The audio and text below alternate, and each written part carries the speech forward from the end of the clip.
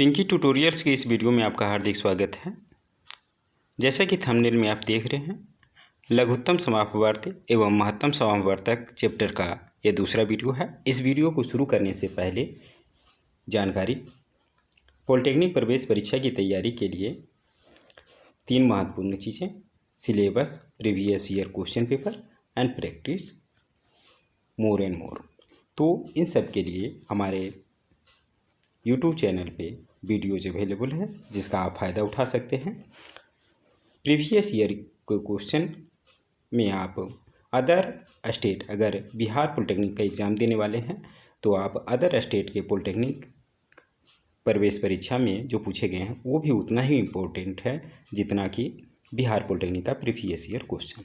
तो सभी को एक साथ देखते रहें, जिससे कि आपकी तैयारी बेहतर हो और अच्छा रैंक प्राप्त कर सकें। इसमें कुछ थंबनेल दिए हुए हैं जो हमारे वीडियो अवेलेबल हैं यूट्यूब चैनल पे। तो इसके अलावा भी बहुत सारे वीडियो अवेलेबल हैं, तो एक बार ज़रूर विजिट करें। देखते हैं लघुत्तम समापवर्तक एवं महत्तम समापवर्तक में कुछ और सूत्र।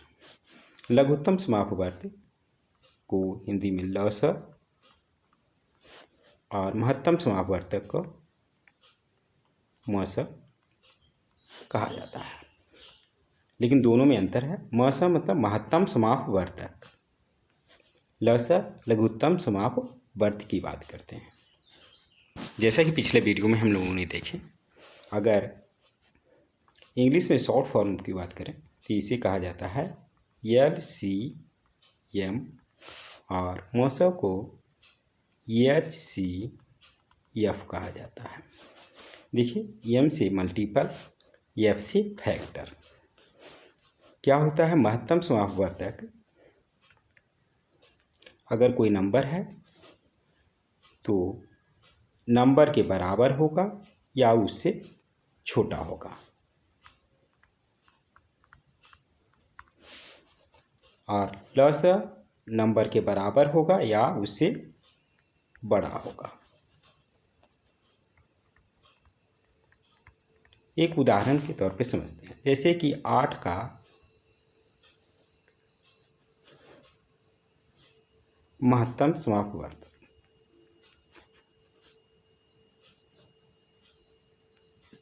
या सीधा कहें कि अपवर्तक, समापवर्तक जो बना है अपवर्तक से बना है और समापवर्त अपवर्त से बना है।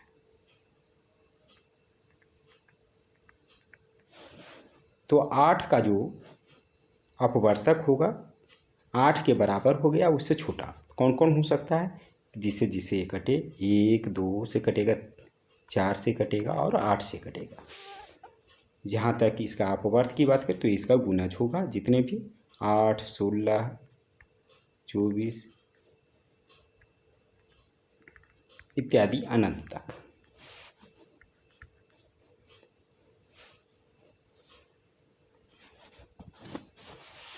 देखते हैं कुछ और। दो संख्याएं अगर E और B हैं तो इन दोनों का गुणनफल AB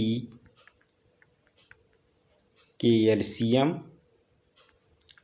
और AB के HCF के बराबर होता है।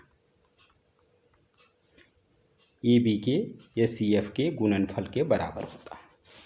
जैसे एग्जाम्पल की मदद से समझते हैं, अगर A की जगह पे 4 हो और B की जगह पे 8, तो 4 × 8 बराबर जो होगा, 4 और 8 का LCM निकालेंगे तो कितना आ जाएगा 8, और HCF निकालेंगे तो यह 4 आएगा। इन दोनों के गुणनफल के बराबर होता है। तो ये सिर्फ लागू होता है सिर्फ 2 संख्या तक। 2 से अधिक होने पे यह लागू नहीं होता है। 3 संख्या पे ये काम नहीं करेगा। जस्ट लाइक एक एग्जाम्पल की मदद से आप देखिए, मान ली कि 3 संख्या को लेकर के हम चलते हैं, 2, 4 और 6 का। तो अगर एलसीएम की बात करेंगे तो एलसीएम इसका कितना आ जाएगा 12 और एचसीएफ कितना आ जाएगा 2। तो इधर कितना आ जाएगा 12 दूनी 24 और इधर आ जाएगा 6 चौक 24, 24 दूना 48, जो बराबर है नहीं बराबर है, अर्थात यह कथन गलत होगा। सिर्फ 2 संख्याओं तक ये होता है।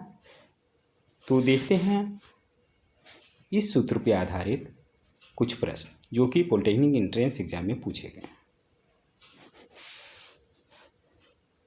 क्वेश्चन नंबर 11 तक पिछला वीडियो में दे चुके हैं। ए और बी असहभाज्य कहलाते हैं यदि म स बराबर है। असहभाज्य मतलब एक दूसरे से नहीं कटता हो, सिर्फ एक से कटता हो या अपने से कटते हो। तो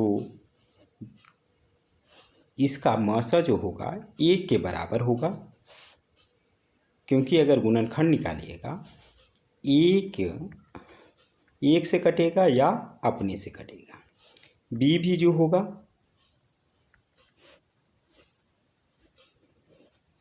1 से कटेगा या बी से कटेगा।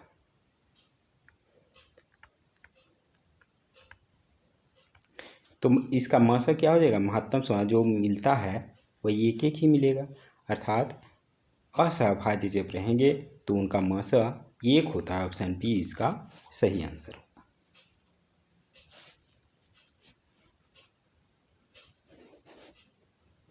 क्वेश्चन नंबर 3, 2 या 2 से अधिक अभाज्य संख्याओं का म स है। पिछला प्रश्न की तरह ही 1 आएगा जो कि ऑप्शन ए में है। ऑप्शन ए इसका सही आंसर। क्वेश्चन नंबर 14, 2 संख्याओं का म स 25 और ल स 50 है, तो संख्याओं का गुणनफल क्या होगा। 2 संख्याओं का ल स और म स दिया हुआ है, तो संख्याओं का गुणनफल ए इंटू बी, अगर संख्याएं हैं तो इसका होगा एलसीएम और एचसीएफ का गुणनफल, यानी 25 गुने 50 के बराबर होगा। 25 25 25 से 125 पर 0, अर्थात 1250, जो ऑप्शन बी इसका सही आंसर होगा। क्वेश्चन नंबर 15, 2 संख्याएं 25 और 50 के एचसीएफ और एलसीएम का गुणनफल क्या होगा। 2 संख्याओं का एचसीएफ और एलसीएम का गुणनफल उन संख्याओं के गुणनफल के बराबर होता है। तो 25 गुने 50 कर सकते हैं, इसका भी 1250 आएगा। ऑप्शन बी इसका सही आंसर। अगर एचसीएफ निकालें तो क्या आ जाएगा 25 और एलसीएम निकालें तो 50, और इन दोनों का गुणनफल करेंगे 1250। किसी भी तरीके से आप निकाल सकते हैं, आंसर सेम आएगा। ऑप्शन बी इसका सही आंसर है। क्वेश्चन नंबर 16, किसी धनात्मक पूर्णांक ए तथा बी के लिए ए बी का म स और ए बी का ल स का गुणनफल किसके बराबर होगा। 2 संख्याओं का ल स और म स का गुणनफल उन संख्याओं के गुणनफल के बराबर होता है, यानी ए इंटू बी के बराबर होगा, जो कि ऑप्शन सी में है। ऑप्शन सी इसका सही आंसर होगा। क्वेश्चन नंबर 17, 2 अभाज्य संख्या ए तथा बी का ल स निम्नलिखित में से किसके बराबर होता है। हम जानते हैं 2 अभाज्य संख्या ए और बी का म स जो होता है वह 1 होता है। तो हम जानते हैं कि ल स 2 संख्याओं के लिए ल स गुने म स बराबर संख्याओं का गुणनफल ए गुने बी होगा, और म स की जगह पर 1 है, इसके जगह पर 1 लिख सकते हैं, यानी कि ल स बराबर ए गुने बी होगा, जो कि ऑप्शन सी में है। ऑप्शन सी इसका सही आंसर होगा।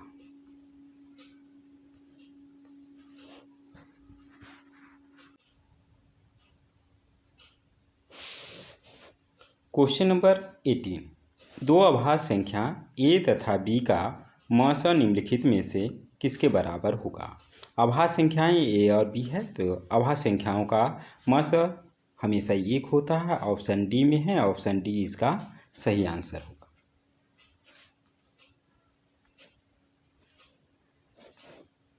क्वेश्चन नंबर 90, दो क्रमिक सम संख्याओं का एचसीएफ क्या होगा। दो क्रमिक सम संख्या, एग्जाम्पल के लिए ले लेते हैं दो क्रमिक सम संख्या 4 और इसके बाद क्रमिक 6 होगा, लगातार की सम संख्या है। तो इन दोनों का अगर एचसीएफ की बात करें कितना होगा, 4 और 6 का एचसीएफ निकालें।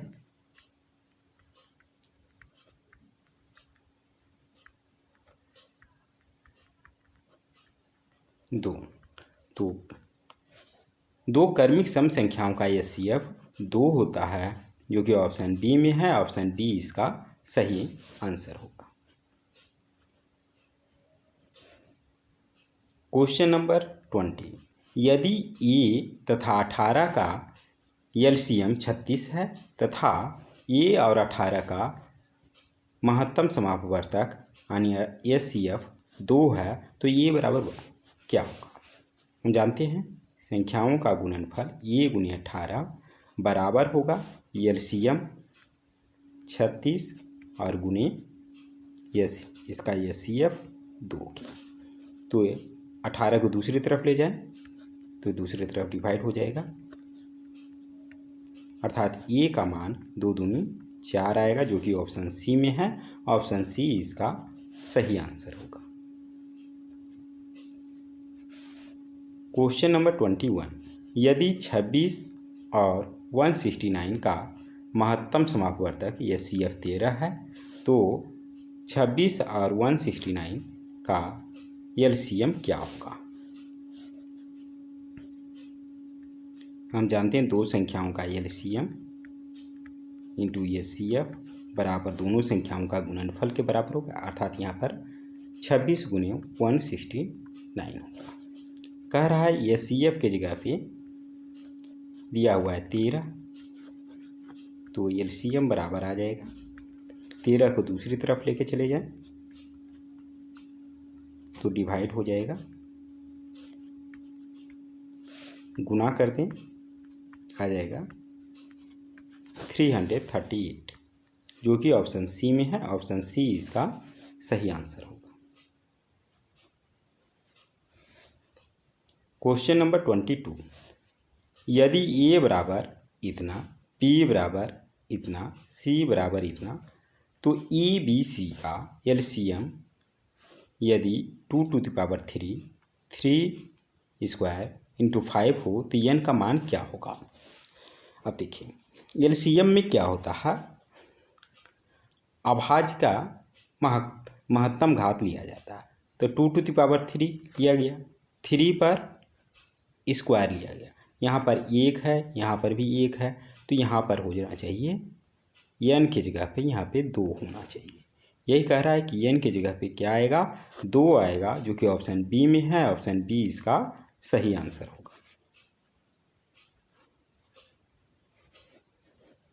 क्वेश्चन नंबर 23, यदि दो संख्याओं का महत्तम समापवर्तक एचसीएफ तथा लघुत्तम समापवर्तक का योगफल 1260 है, यदि उनका लघुत्तम समापवर्तक महत्तम समापवर्तक से 900 अधिक है। मान लिए कि एचसीएफ x है, तो एलसीएम का मान कितना हो जाएगा, x प्लस 900। अब प्रश्न से कह रहा है कि एचसीएफ और एलसीएम का योग यानी x प्लस 900 बराबर 1260 आ जाएगा। 2x बराबर 900 माइनस करते 360, अर्थात x बराबर 180। तो इसमें आ गया एचसीएफ 180 और एलसीएम 900 प्लस 180 1080 हो जाएगा। तो अब कह रहा है दोनों संख्याओं का गुणनफल बराबर क्या हो जाएगा। हम जानते हैं ये दो संख्याओं का गुणनफल बराबर उसका एचसीएफ और एलसीएम को गुना कर दें तो वो आ जाएगा। तो यह बराबर गुणनफल बराबर हो जाएगा 180 गुने 1080। इन दोनों को जब गुना करेंगे तो आ जाएगा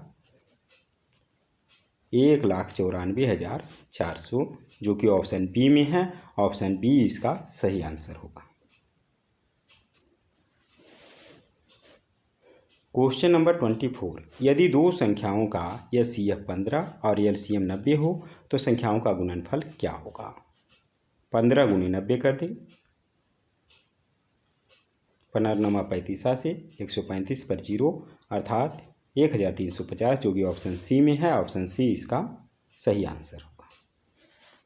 क्वेश्चन नंबर 25, यदि 65 और 117 का मस इतना के रूप में हो तो यम का मान क्या होगा। तो इन दोनों का मस पहले निकाल लें, 65 और 117, 2 6 5 11, 65 52 13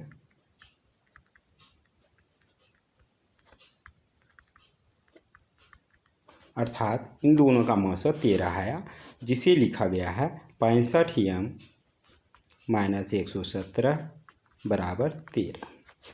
तो हम लिख सकते हैं 65m 117 इसमें ऐड हो जाएगा 130, 65 को दूसरी तरफ ले जाए डिवाइड हो जाएगा, यानी यम का मान 2 आएगा, जो कि ऑप्शन बी में है। ऑप्शन बी इसका सही आंसर होगा।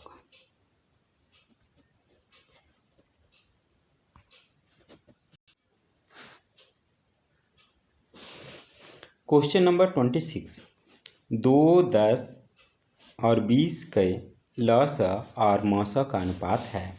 तो सबसे पहले लस निकालें, 2, 10, 20 का 1, 5, 10, 1, 1, 2, 2 × 10 × 20,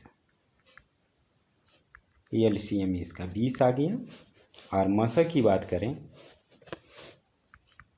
तो देखने से ही पता चल रहा है एचसीएफ इसका 2 आएगा। तो अनुपात क्या हो गया, 20:2, जिसे हम लिख सकते हैं 10:1, जो कि ऑप्शन बी में है। ऑप्शन बी इसका सही आंसर होगा। क्वेश्चन नंबर 27, सबसे छोटी भाज्य संख्या और सबसे छोटी अभाज्य संख्या का मस कितना होगा। सबसे छोटी भाज्य संख्या जो कटती है एक या अपने को छोड़ करके, वह है सबसे छोटी भाज्य संख्या 4 होती है, और सबसे छोटी अभाज्य संख्या 2 है। तो इन दोनों का मस की बात कर रहा है। तो 2 और 4 का मस आप निकालिए, 2 आएगा, अर्थात इसका आंसर 2 होगा, जो कि ऑप्शन बी में है। ऑप्शन बी इसका सही आंसर है। क्वेश्चन नंबर 28, यदि ए और बी अभाज्य संख्याएं हैं तो ए और बी का लस क्या होगा। अभाज्य संख्याएं का मस हम जानते हैं 1 होता है, और लस गुने मस के जगह पे 1 बराबर क्या होगा, संख्याओं का गुणनफल ए गुने बी, 1 को दूसरी तरफ ले जाएंगे डिवाइड होगा, इतना ही, अर्थात लस इसका ए गुने बी होगा, जिसे ए बी भी लिख सकते हैं, ए गुने बी यानी ए बी कह सकते हैं। ऑप्शन सी में है। ऑप्शन सी इसका सही आंसर होगा। क्वेश्चन नंबर 29, 2 लगातार संख्याओं का मस है। कोई भी 2 लगातार संख्या ले लीजिए, चलिए 3 और 4 ले लेते हैं। इसका मस की बात कह रहा है, तो मस निकालिए,